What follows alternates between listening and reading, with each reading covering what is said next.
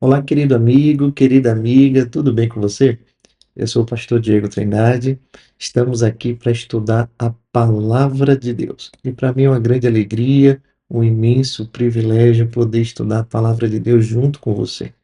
Hoje nós vamos estudar o estudo de número 3 e o tema é o plano da salvação. Ontem nós falamos sobre a entrada do pecado no mundo. E após a entrada do pecado no mundo, a gente precisava de algo precisava ser feito para que a gente encontrasse salvação. E Deus já tinha um plano elaborado desde a fundação do mundo. Sim, Deus, na sua infinita sabedoria, sabia que o homem iria pecar. Ele já tinha um plano, ele já tinha uma solução para esse problema. E agora eu quero convidar você a estudar juntos a respeito desse plano. Vamos estudar a palavra de Deus? Se você puder, feche os seus olhos agora e vamos falar com o nosso Deus. Oremos. Querido Deus, bondoso Pai, te agradecemos, Senhor, pela vida, saúde, pelo teu cuidado e pelo teu amor. Agora nós vamos abrir a tua palavra e nós queremos ouvir a tua voz. Que teu Santo Espírito fale nesse momento, que o homem cale. É o que te pedimos por Jesus. Amém. Vamos então estudar esse tema, pois eu tenho certeza que esse estudo de hoje será fantástico. Eu tenho certeza que você e a sua família serão incrivelmente abençoados. Vamos para a primeira pergunta? Vamos então para a primeira pergunta. Eu vou colocar aqui na tela o nosso estudo. Acompanhe conosco. Olha só, o plano da salvação, a primeira pergunta diz assim: como Jesus é apresentado no Antigo Testamento? Como Jesus é apresentado no Antigo Testamento? Vamos ver o que é que diz aí em Isaías capítulo 53. Isaías, capítulo 53, versículo 7 e o versículo 4 ao 6. Isaías, capítulo 53. A Bíblia diz assim no versículo 7: Ele foi oprimido e humilhado, mas não abriu a boca. Como cordeiro foi levado ao matadouro, e como ovelha muda perante os seus tosqueadores, ele não abriu a boca. Do versículo 4 ao versículo 6 diz assim: Certamente ele tomou sobre si as nossas enfermidades, e as nossas dores levou sobre si, e nós o reputávamos por aflito, ferido de Deus e oprimido. Mas ele foi transpassado pelas nossas transgressões e moído pelas nossas iniquidades. O castigo que nos traz a paz estava sobre ele, e pelas suas pisaduras fomos sarados. Todos nós andávamos desgarrados como ovelhas, cada um se desviava pelo caminho, mas o Senhor fez cair sobre ele a iniquidade de todos nós. Olha só, né? Então a Bíblia vai nos dizer aqui que Jesus foi a solução para os nossos problemas. Então veja, como ovelha, respondendo a pergunta, como ovelha ele foi levado ao matadouro e não abriu a boca. Então perceba, já no Antigo Testamento, Jesus ele é apresentado como a solução para os nossos problemas. Veja, Jesus, ele faz parte do plano. Na verdade, Jesus, ele é o plano perfeito para nos salvar. Só que a Bíblia vai nos falar um pouco mais sobre esse plano. E a segunda pergunta aqui diz assim: pode o homem salvar-se a si mesmo? Será que o homem ele pode salvar-se a si mesmo pelas suas próprias forças, pelo seu próprio empenho? Será que ele pode lavar o seu pecado com sabão? Ou será que ele pode morrer por si mesmo na cruz? Vamos ver o que é que a Bíblia fala sobre isso. Será que o homem pode salvar-se a si mesmo? Efésios capítulo 2 e também Gênesis. Vamos ver aqui o primeiro texto no livro de Efésios, capítulo 2, versículo 5 e depois o versículo 8 ao 10. Estando nós mortos em nossos delitos, nos deu vida juntamente com Cristo. Pela graça sois salvos. Pela graça sois salvos. Versículo 8 ao versículo 10. Porque pela graça sois salvos mediante a fé. E isto não vem de vós, é dom de Deus, não de obras para que ninguém se glorie, pois somos feitura dele, criados em Cristo Jesus para boas obras, as quais Deus de antemão preparou para que andássemos nelas. Uau, uau. Então veja, a Bíblia vai nos dizer que Jesus morreu por nós e que nós somos salvos pela graça mediante a fé. Nós somos salvos por conta do sacrifício de Jesus. Gênesis capítulo 6, Gênesis capítulo 6, versículo 8, também vai falar um pouco mais sobre isso.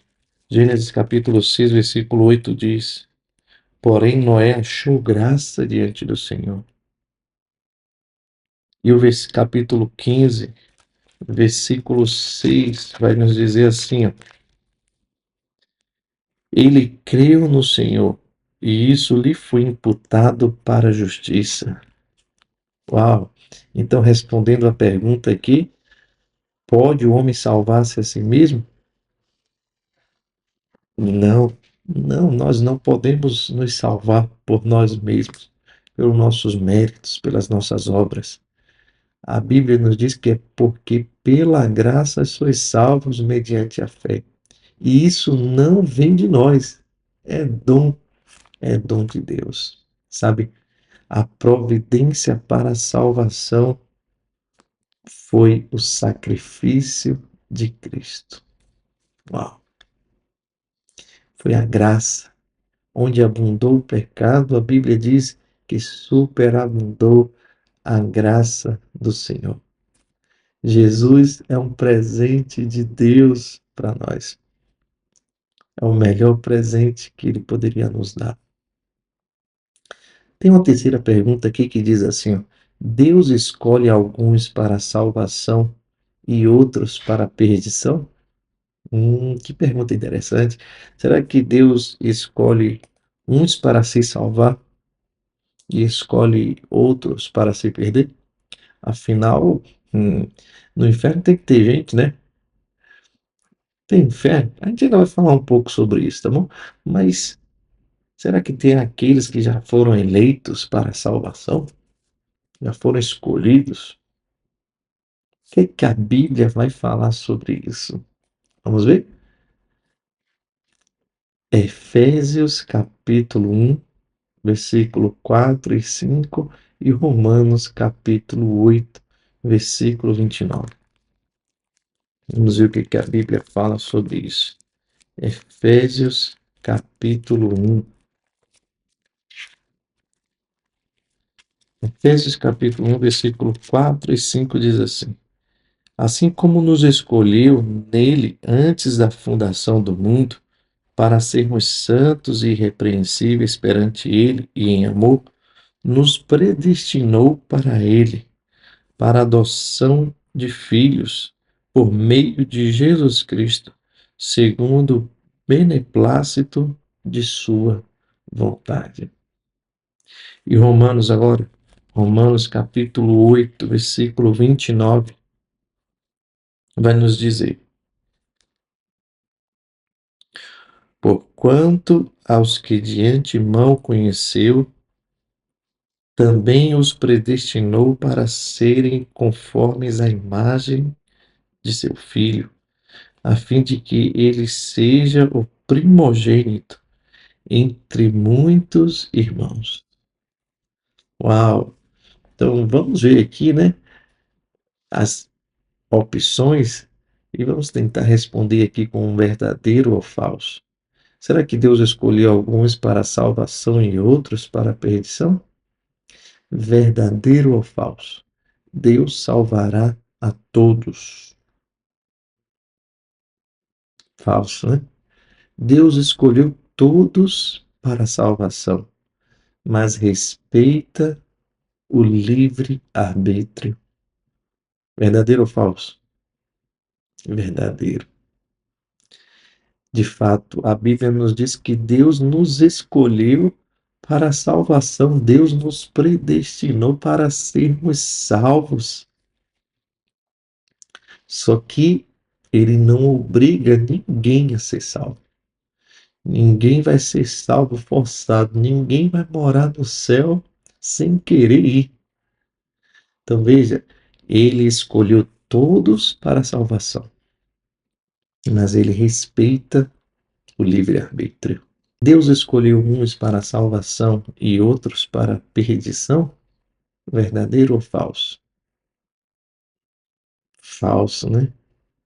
A Bíblia rejeita a ideia de que alguns foram escolhidos para a salvação e outros para a perdição, mas enfatiza que em Cristo todos nós fomos predestinados para a salvação.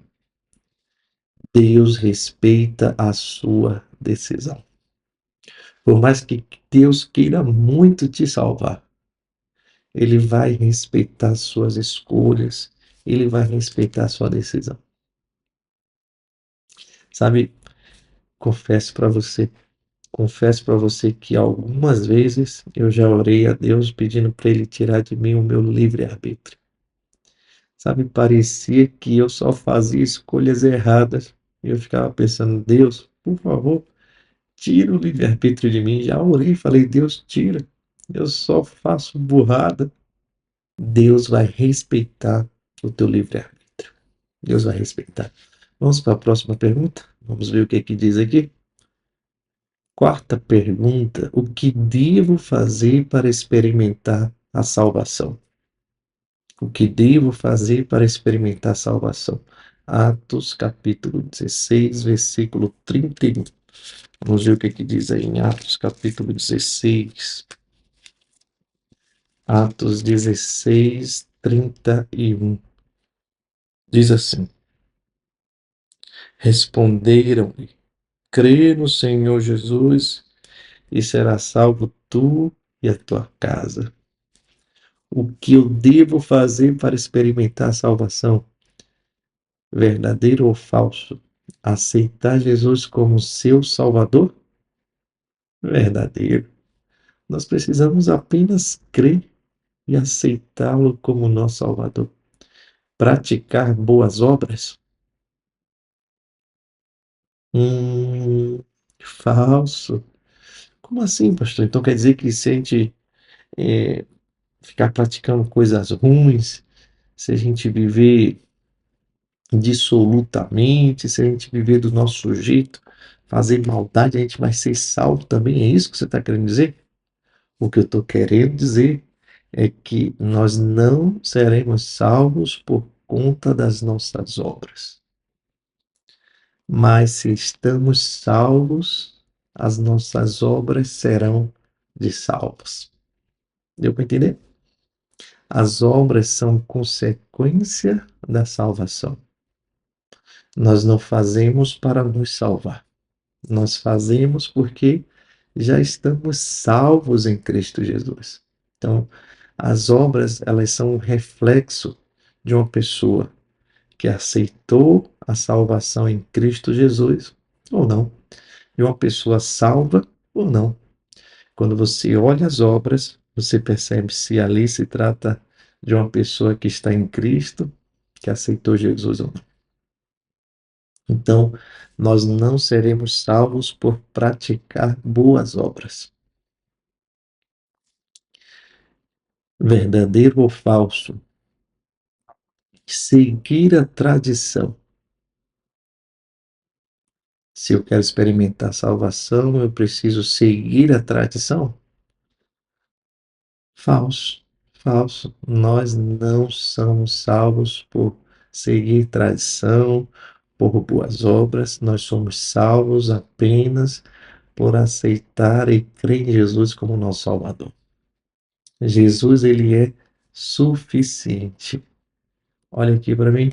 Olha aqui nos meus lindos olhos azuis. Jesus é suficiente. Em Cristo nós encontramos a salvação. Vamos para a próxima pergunta. Estudo na tela. Pergunta de número 5. Se somos salvos pela fé, qual é a função da lei no plano da salvação?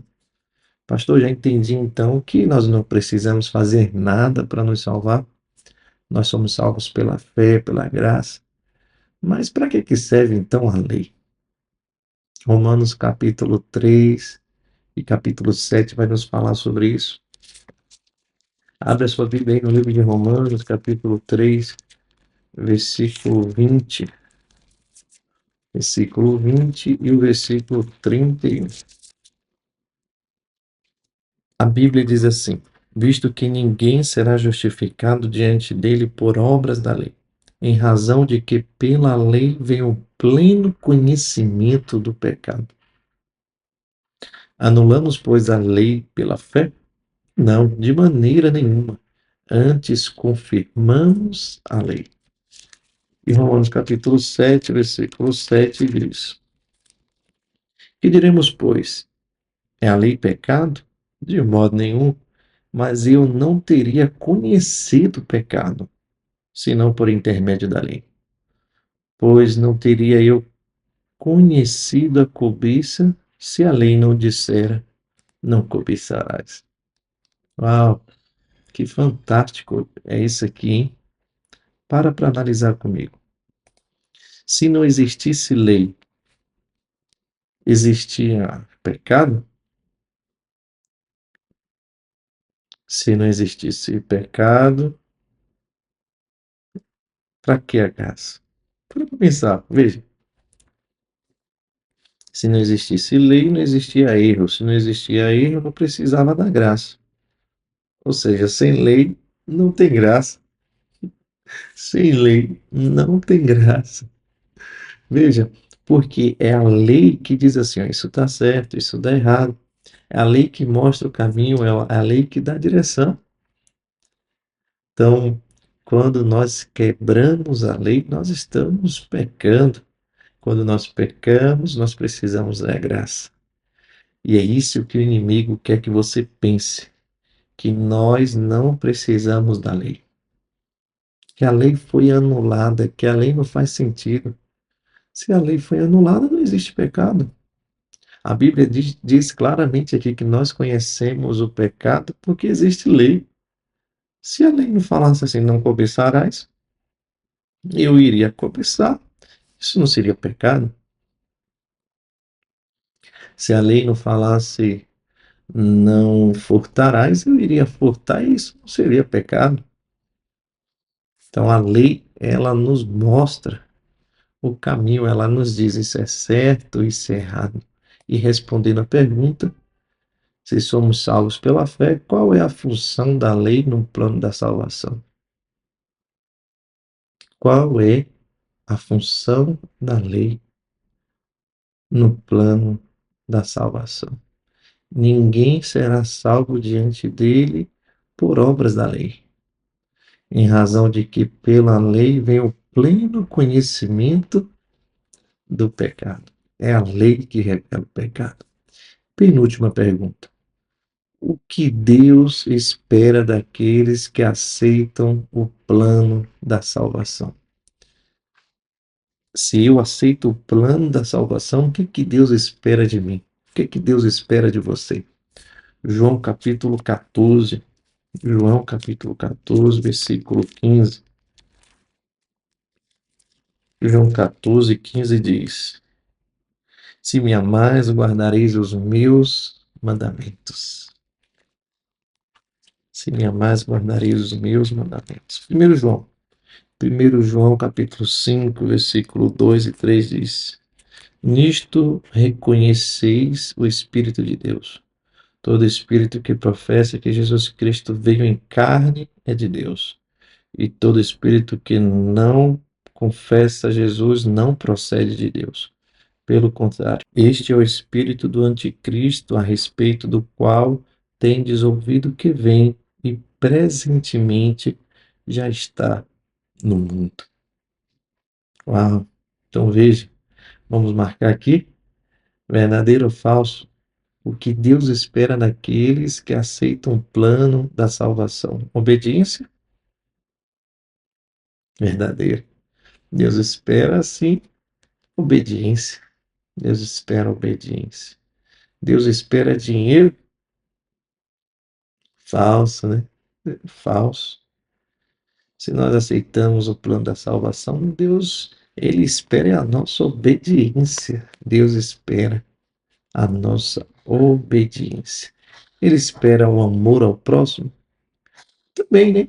Também, né? Podemos dizer aqui que verdadeiro, pois se nós aceitamos a Cristo, nós aceitamos o plano da salvação, ele transforma a nossa vida e nós amamos também o próximo. Agora, a sétima e última pergunta. Quando é o dia da salvação? 2 Coríntios capítulo 6. 2 Coríntios capítulo 6, versículo 2. Porque ele diz: Eu te ouvi no tempo da oportunidade e te socorri no dia da salvação. Eis agora o tempo sobremodo oportuno. Eis agora o dia da salvação. Qual é o dia da salvação? Quando é o dia da salvação? Eis agora o dia oportuno da salvação. É agora. É agora. Não é amanhã. Não é depois de amanhã. Não foi ontem. Na verdade, podia ter sido ontem, né? Mas o dia é agora. O momento é hoje, agora. Não deixe para depois. O hoje é o presente. O amanhã a Deus pertence. Sabe? É hoje o dia da nossa salvação. Nós não podemos deixar para amanhã uma escolha que nós precisamos fazer hoje. Será que você escolhe Jesus como o seu Salvador? Será que você escolhe viver pela graça? Será que você escolhe entregar sua vida ao Salvador? Sabe, pare para pensar. O que seria de você sem Jesus? Onde você estaria agora? Ei, Jesus, ele quer te abençoar. Jesus quer abençoar toda a sua família. Entrega o teu caminho a Ele. Confia nele. E a Bíblia diz que o mais Ele fará. Eu quero finalizar fazendo o nosso compromisso de fé. Você crê que Jesus é o Cordeiro de Deus que tira os seus pecados? Sim? Amém. Você aceita o sacrifício de Jesus que foi realizado na cruz do Calvário? Sim? Amém. Você decide hoje guardar os mandamentos como uma resposta ao amor de Deus? Sim? Amém. Louvado seja o nome do Senhor pela sua vida. Louvado seja o nome do Senhor pela sua decisão. Que bênção, que maravilha, que alegria. E amanhã nós vamos estudar o crescimento em Cristo. Nosso próximo assunto, nosso próximo tema é o crescimento em Cristo. Vamos orar? Vamos orar e finalizar o nosso estudo de hoje? Feche os seus olhos e vamos falar com o nosso Deus. Querido Deus, bondoso Pai, nesse momento eu quero colocar o meu amigo, a minha amiga, esta família agora em tuas mãos. Que o Senhor os abençoe, que o Senhor os guarde, que o Senhor faça resplandecer o seu rosto sobre eles e que o Senhor os conceda paz. Dá ao Pai um ótimo dia, um ótimo descanso, a tua presença e companhia a esta família. É o que eu te peço por Jesus. Amém. Que Deus abençoe você, abençoe a sua família e até o nosso próximo estudo.